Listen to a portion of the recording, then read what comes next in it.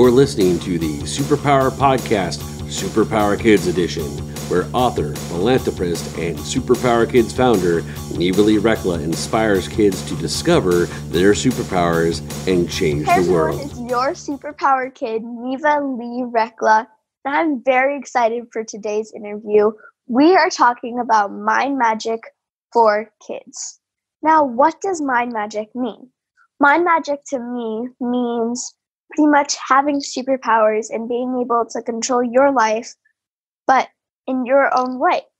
And it may mean something different for everyone, but I know that our guest today knows exactly what that's about. Her name is Suzy Prudden. We met at Bernie Dorman and September Dorman CEO Space about 8 years ago. She is so awesome. She was featured on Oprah. She is the co-founder and president for Itty Bitty Publishing, and people call her the Mind Magician. And she is just so amazing, and I'm very excited to have her on. So without further ado, will you help me welcome our guest, Suzy? Hi, Suzy. Hi, Neva, and thank you for inviting me on your show. Thank you so much for coming on. It's a true honor. It really is. Thank you. And I have watched you, yes, for the last 8 years. And when I first met you at CEO Space, you were very tiny. And you had business cards. And you were giving everybody your business card. And I think there were like 300 people in the room at the time.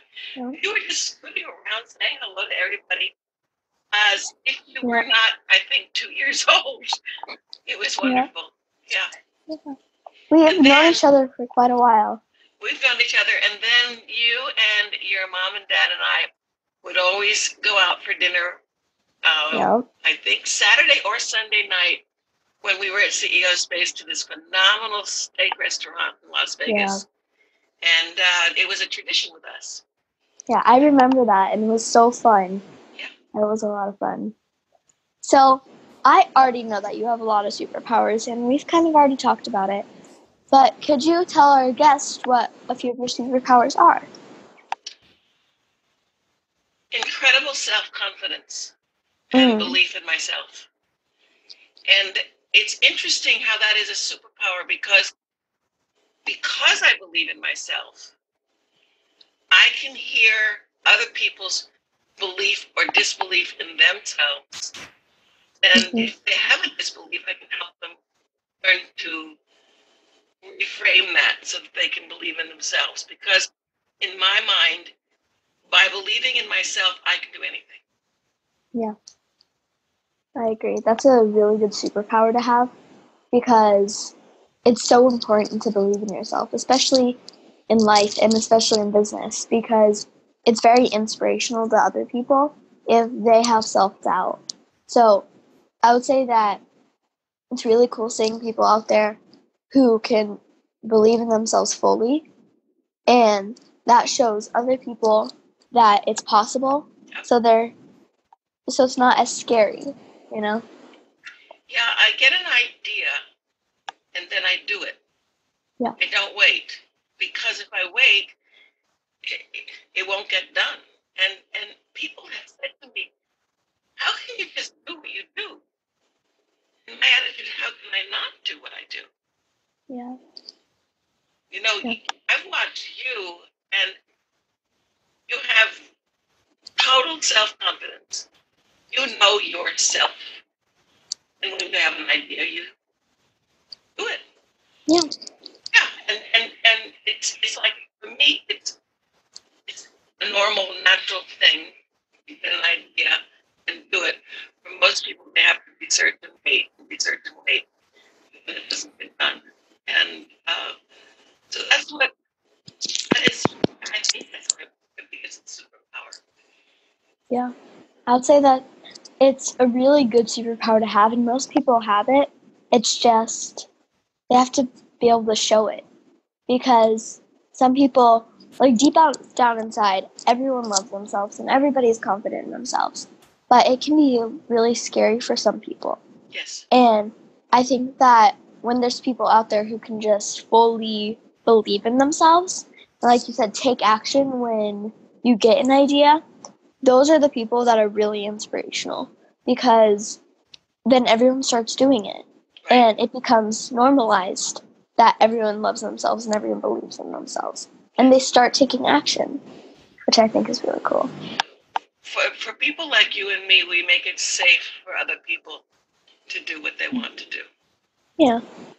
And I think it, like you said, it makes it kind of safe for others. And I think that that's very, very true. Because I remember that when I was just getting started in business or mostly my podcast, it was really scary for myself. And because I would start I did what my mom did. So I would listen in on her podcast. And when I had an interview, I would go and I would say the exact same thing she would say. And I did that for like a year until I finally started getting self-confidence in it. And I think it also shows that, like, we're human. And not everybody's going to have full self-confidence immediately. And there will be challenges along the way, but it's like you have your mindset on it. Right. And I'll tell you, my first career was teaching exercise, because my mother was the nation's foremost fitness authority. And you'll get a kick out of this. When I first started my exercise school, I played her exercise record. That's vinyl. That's how far it was back in 1965.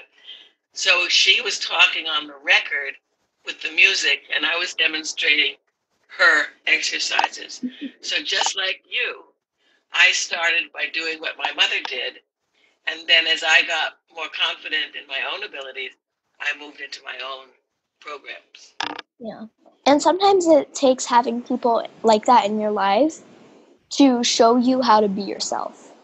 Like, I probably wouldn't be here today if it wasn't for my parents showing me how to do business. Because I didn't know, and I wasn't going to know unless they taught me. And I wasn't going to know unless I asked the right questions. Which I think is also really important, is they taught me curiosity about things. So I find that being curious helps make it so you can discover who you truly are. I agree, and it was interesting watching you as I watched you growing up, because you were never told, when I say you were never told no, you were probably told no about a certain amount of things, but when it came to learning or came to questions, your parents respected you completely. Mm-hmm. That whatever question you asked, you had the right to have the answer. Yeah. And yeah.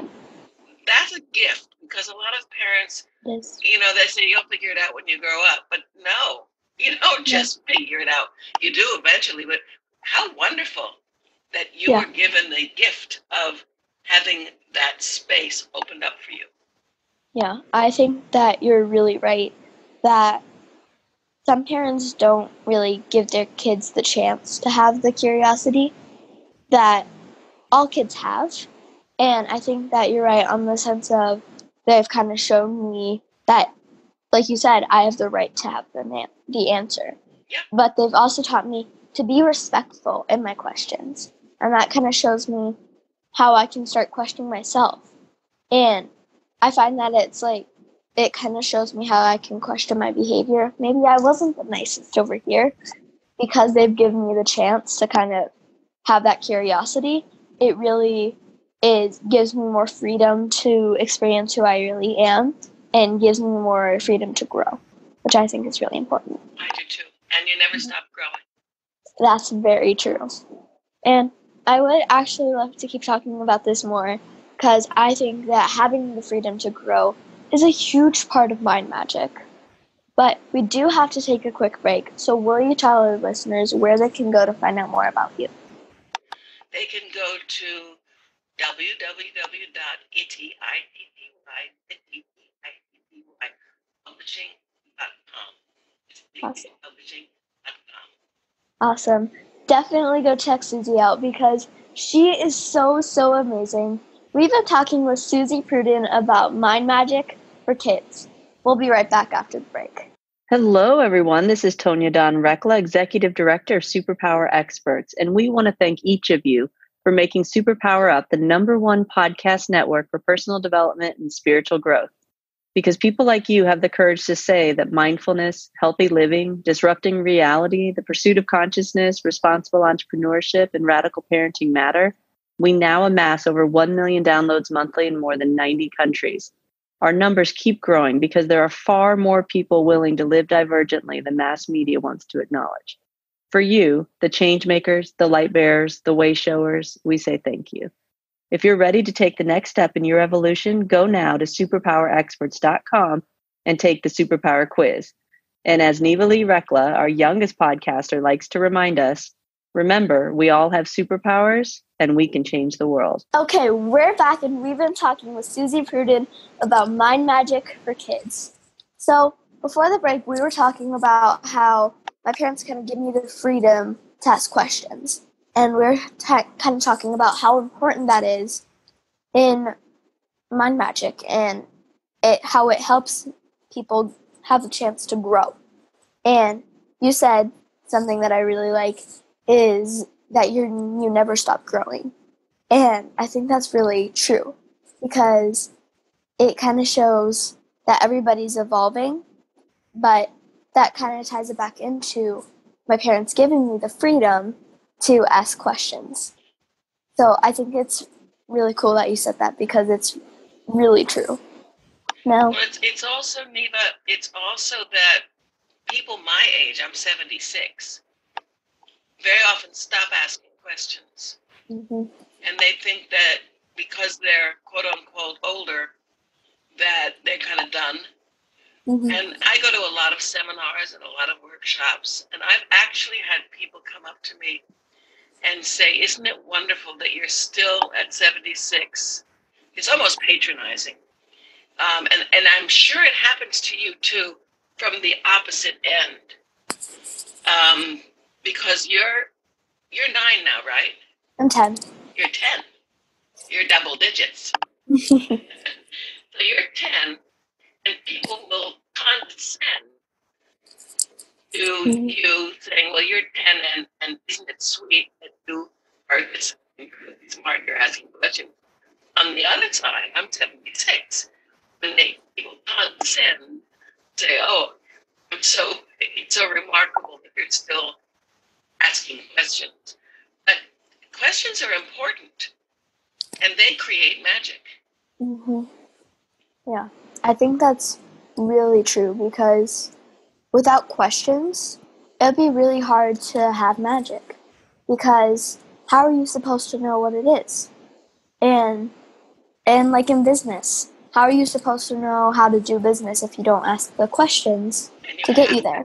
You have to ask questions because if you try to do it by yourself and you don't know what you're doing, you're not going to make it. You need a team as well. Yeah, I agree. And it's important to ask your team questions so that they can give you input so that you can move your business forward. Yeah. And it's also important to be open to saying, I don't know that.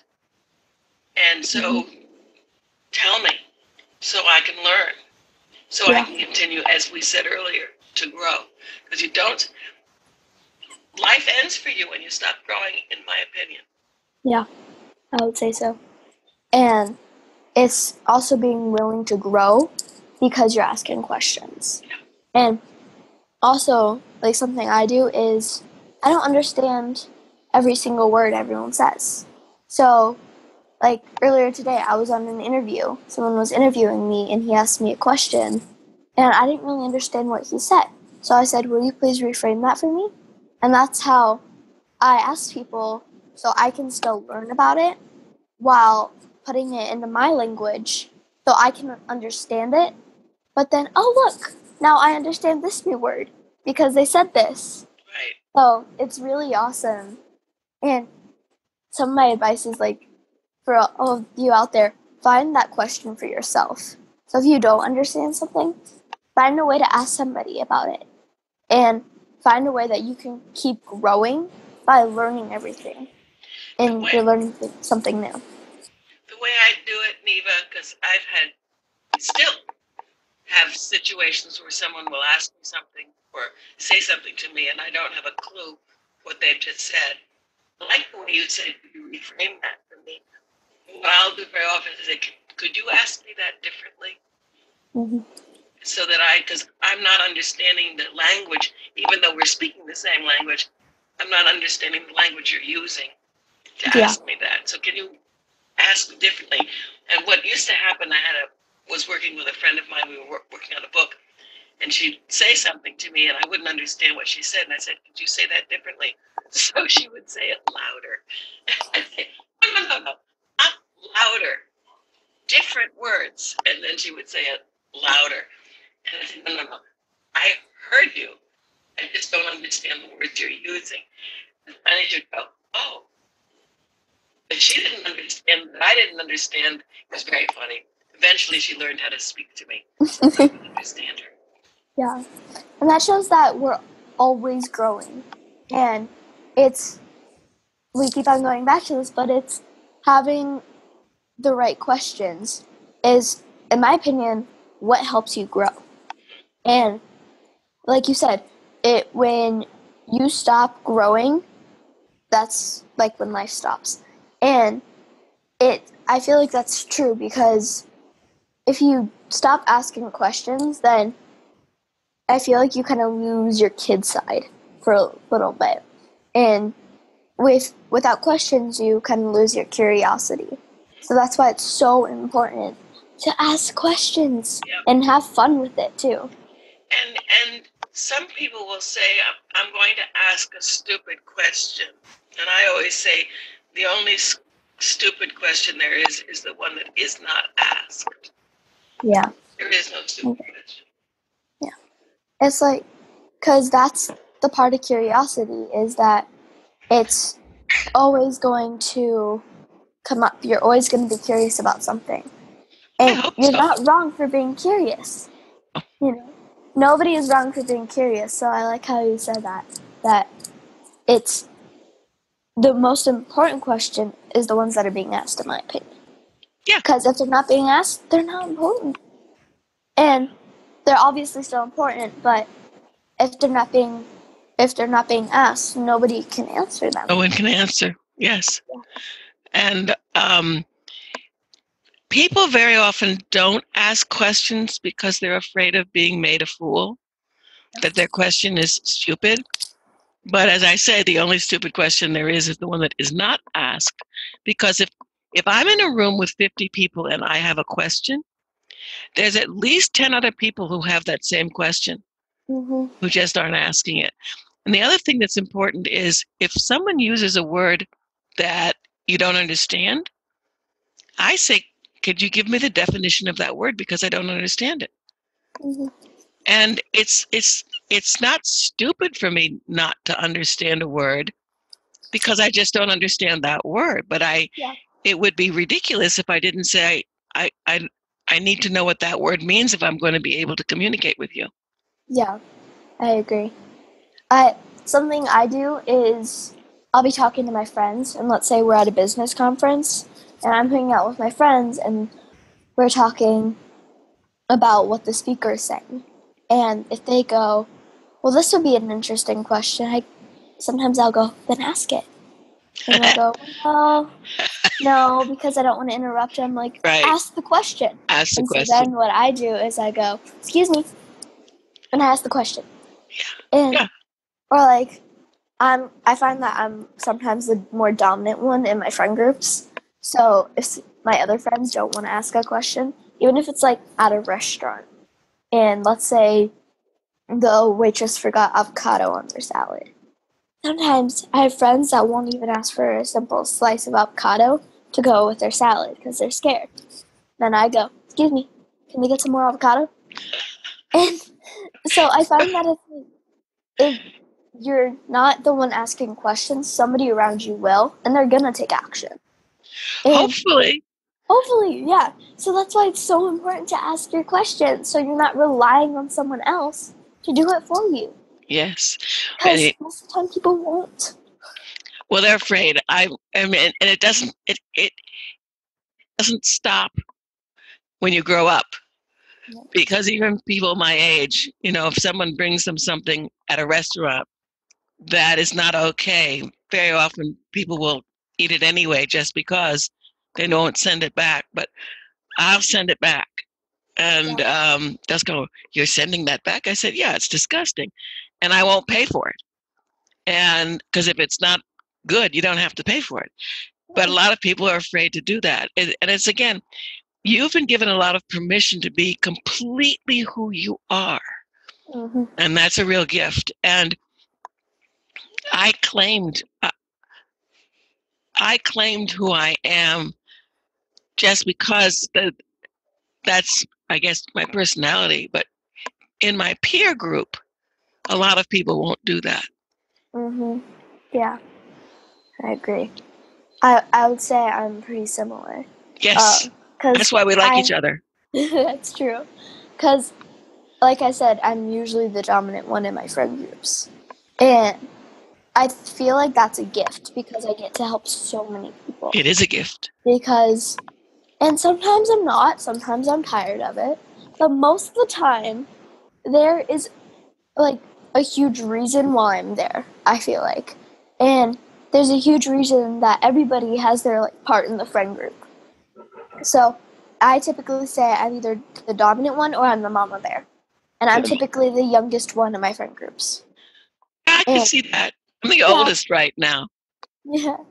But, for example, we were at CEO Space, and they were doing the teen program. So, know what I did? I went to the cafe, and I got a couple of apples and a couple of granola bars and Nutella packets, and I shoved them in my backpack. So that way, all of the teen group and I wouldn't get hungry. That was smart. Yeah. And so that's kind of how I call myself the mama bear. And so I feel like that's also a big part about being curious is finding who you are. And then I feel like you have so much more room to be curious. Finding who you are and then owning it. Not being afraid of being who you are. Yeah. Because I'm very polarizing. People really like me or they really don't. And I'm okay either way. And I find that that's a real gift because then I don't get upset. I mean, I don't like it if someone doesn't like me, but it's like that's their issue, not mine. Yeah. It's a blessing in disguise. A blessing in disguise? Yep. Yeah. So I people see themselves in each other. And so those people who see something that they don't like in me, that's something that they have to deal with within themselves.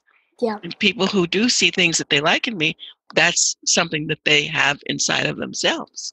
Yeah. And when you talk about magic, we've all got it. We just have to ask. Yeah. It's like, okay, this is what I want to create today. How do I do it? And then the answers come. Yeah. I definitely see that being true. That happens to me all the time. Which I do want to tell you about, but I do want to do funny FaceTime while I'm thinking about it because it's a lot of fun and I feel like we're in the fun FaceTime mood. So we get to make our funny faces with Teddy and we're going to make them in 3 seconds. Are you ready? So 3. Ready? Show me a funny face. Okay. All right. All right. 3, 2, 1. Funny face? Is it okay? That's a good funny face.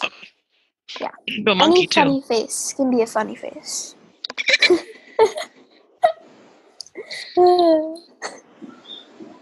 That's also a good funny face. So, what some of my superpowers is what I would call them is I have visions. So I can see things and I see energy and I see spirits. And something I do at nighttime is because I know that that's part of my magic. That's a part of who I am.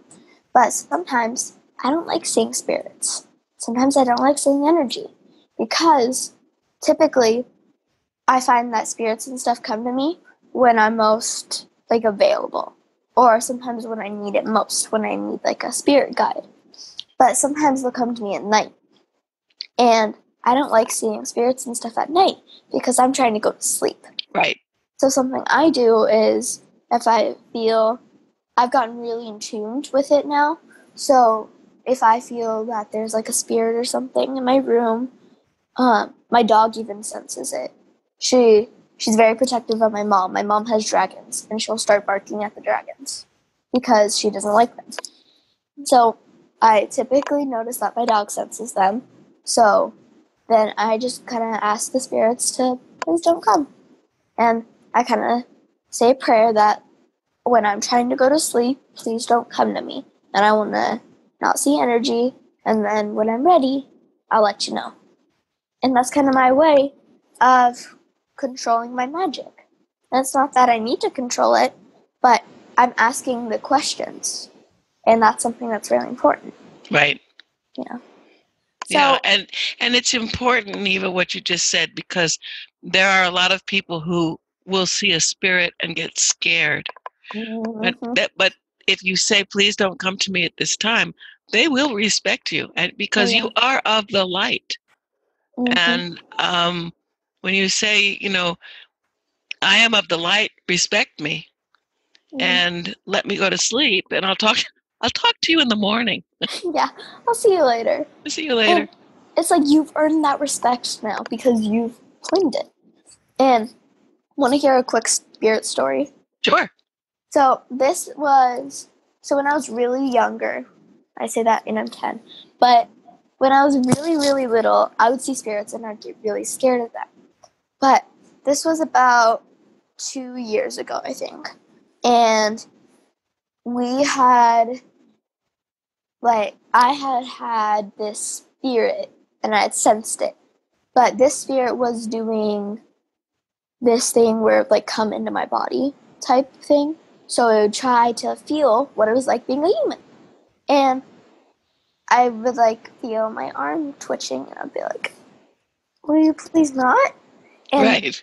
Then I'd just have these conversations with the spirit and I'd go, why are you doing this?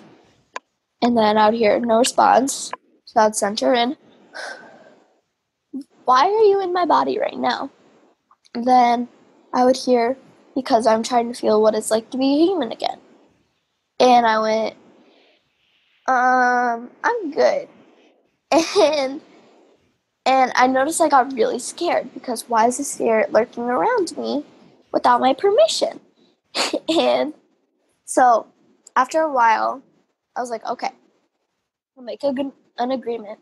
You can stay with me for today, but tonight you are leaving. And so that's what happened. But then the spirit came back the next day. So then I told my parents about it. And then we did something about it. And I just kind of said, Spirit, I'm good. You can find someone else. And then they left. But I find that you have to have the power to ask.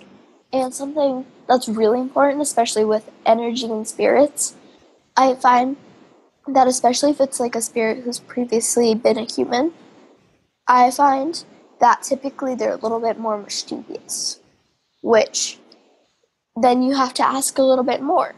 But if you don't get afraid, it works really well. That's the piece. Mm-hmm. If you don't get afraid. Because they'll stay if you get afraid. Pardon me? Then they feel that they have control over you. Mm-hmm. And when you don't get afraid, because I was sitting at dinner one night. I was in Hawaii. And I was sitting at dinner one night in this beautiful restaurant outdoors. And all of a sudden, I felt this energy coming up my body. And it was a very dark energy. Mm-hmm. And it's moving up my body. And all of a sudden, I am completely, there's somebody in here. And my friend who I was having dinner with looked at me and said, it's so amazing. She goes, who's here? Because she could see it inside of me. My eyes changed. And I wasn't scared. All I said was, I don't know. Mm-hmm.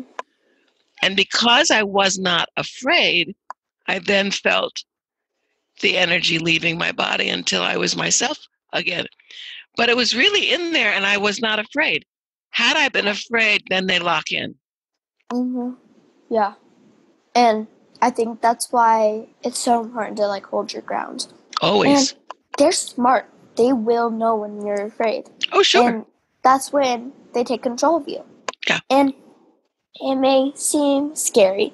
And when I was younger, if I had a spirit, like when I was around the age that I finally started understanding it, I always understood it, but when I was around the age that the fear started kicking in, it was really scary for me. Like, I couldn't walk down the dark hallway. I'd have a flashlight or I had to turn the light on because I would see spirits. Yeah. And then, but when I was really little, I had, like, I believe it was an archangel or someone who would play in my dollhouse with me. I had this dollhouse, and he would come and play with me. Or here's another quick story. My dad was in Afghanistan at the time, and my mom and I were hanging out at our house, and I had these beings called the white people. And there was these group of 4 people who would hang out with me, and they were just like kind of my little buds. And my mom wanted me to put up my shoes. And I go, I don't want to put up my shoes. She goes, will you please put up your shoes? And then I go, no. And then I start listening. I go, yeah, okay. Mom, I'm sorry. I'll go put up my shoes. And she goes, who were you talking to? And I go, oh, they're the white people. She's like, okay. And then she talked to them. And she was like, what are you about? And she did her due diligence on that. And then a couple years later, I was in my bedroom, and I had just fallen asleep, and I woke up to hearing whispers in my room. And I hear a bunch of talking and all that. I don't know if I was in another dimension or what was happening. But then I wake up, and I sit up, and then there's these 4 people, and they're like mad scientists. Like, they had their hair all puffy, and then they had their goggles on and stuff. They're all whispering, and then they're staring at me. When I sit up, they just go, and they're all just staring at me. And then I go, and then I hide under my covers, because there's just these beings staring at me. Right. But then, a little while after, I tell my mom about it. I tell my mom the next morning, and I explain what they look like, and she goes, I bet they're the white people. And I go, who are that? Who are those people? And she goes, oh, they were your friends when you were younger. So now I can call on them whenever I want because they found me. That is so sweet. Yeah. That is so great. Yeah. And I think that that's the power of not being afraid. And, yes. And also, spirits look different. Sometimes, like, we had this group come to us that was called Love. And they were, like, this group of different, like, spirits from, like, a whole nother dimension, pretty much. And I got a vision from them, and it really scared me at first. But then I realized that they weren't scary, that they were actually there to, like, help us and protect us. But then now I can call on them. And so I think that's the big power of holding your ground and asking the right questions. And as you said, not being afraid. Mm-hmm. And allowing the information that is being presented to you to look at it and to weigh whether is this something that is right for me or if this is something that is wrong for me. And if it's wrong for me, I need to be able to, as you say, stand my ground and say, this is not right for me. Yeah. And I really liked your story, that especially that your friend was there and, like, your friend could help you and that you weren't afraid of it. Because it wasn't scary. It was just weird. Yeah. It was, and it was what was so interesting, Neva, was it was a really dark energy. Mm-hmm. And what I found interesting in myself was that I was not afraid. Mm-hmm. It was just all of a sudden, it's like, oh my goodness, something's taken over. And do you know why they call alcohol spirits? Mm-mm. Now, this is funny because spirits, as in the spirits that you're talking about and that I'm talking about, are always looking for people that they can spend time in. Yeah. And when people go to bars and drink alcohol, they're drinking spirits. It's called spirits. It's because when they've had alcohol in their system, they are open to being available for the spirit to enter the body. Mm-hmm. And that's why they call it spirit. So very often when people drink too much, then they can't control the spirit that is in them. Mm-hmm. That makes a lot of sense now. Yeah. Because it makes sense because it gives the spirit more time. Right. And also more access. Yeah, more access, and they're more able to come in. Right. And some people could turn it into like, oh my goodness, they're like possessing you, they're taking over. And that's, in my opinion, it's not true. In my opinion, it's just like this curious little spirit coming in, trying to experience what it's like. And even when I had that experience, I was somehow able, even though it was weird and it was like, I'm not like twitching my arm, but it's moving. And it was still weird, but I was able to talk to it. And I said, why are you here? Why me? And they said, I want to know what it's like to be a kid again. And then I was like, wait, you were like a human at one point? And he was like, yeah. And I just had this conversation with the spirit. And it was a little bit odd. It is odd, but it's okay. Yeah, and it's okay. And, well, it's not okay that, like, they're just coming in without asking. No, that's not okay. That's not okay. But it's the experience that when you're holding your ground, that is.